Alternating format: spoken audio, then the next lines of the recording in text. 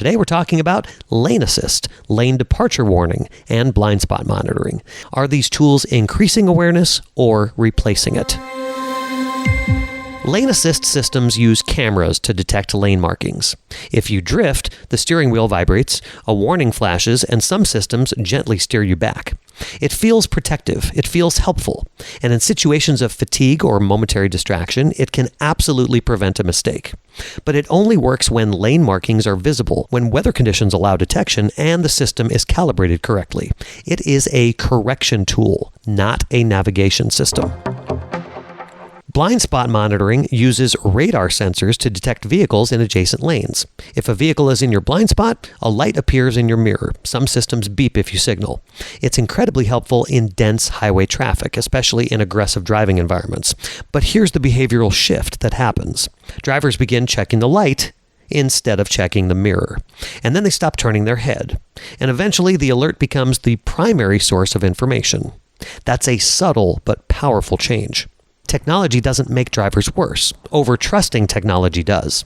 When you assume, if there's no alert, it must be clear, you've shifted from active awareness to passive monitoring. Blind spot monitoring does not replace mirror checks, peripheral vision, and shoulder checks. It supplements them.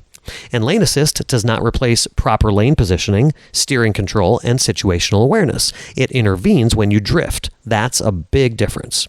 Lane markings fade. Construction zones confuse cameras. Rain interferes with sensors. Motorcycles don't always register immediately. Fast approaching vehicles may not trigger alerts until they're closer than you expect. These systems are remarkable, but they are not omniscient, and they don't interpret context. They respond to data. They respond to data thresholds. So here's the Mastering the Commute version of the right way to use these tools. Use lane assist as backup. Use blind spot monitoring as confirmation, not as replacement. Check your mirrors, turn your head, scan ahead. Assume responsibility, then let the system confirm what you already observed.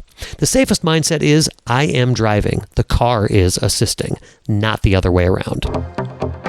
Last week was adaptive cruise control. Today was lane assist and blind spot monitoring. Next, we'll talk about GPS and routing apps and how even navigation tools can subtly change driver behavior, because every new feature promises convenience, but awareness is still manual. Do you use lane assist or blind spot monitoring regularly? Do you trust it fully? Let me know your thoughts. Email me at freewaytrafficexpert@gmail.com. Before we wrap up today's episode, I want to share a quick update. I'm going to be taking a short break from the podcast this spring.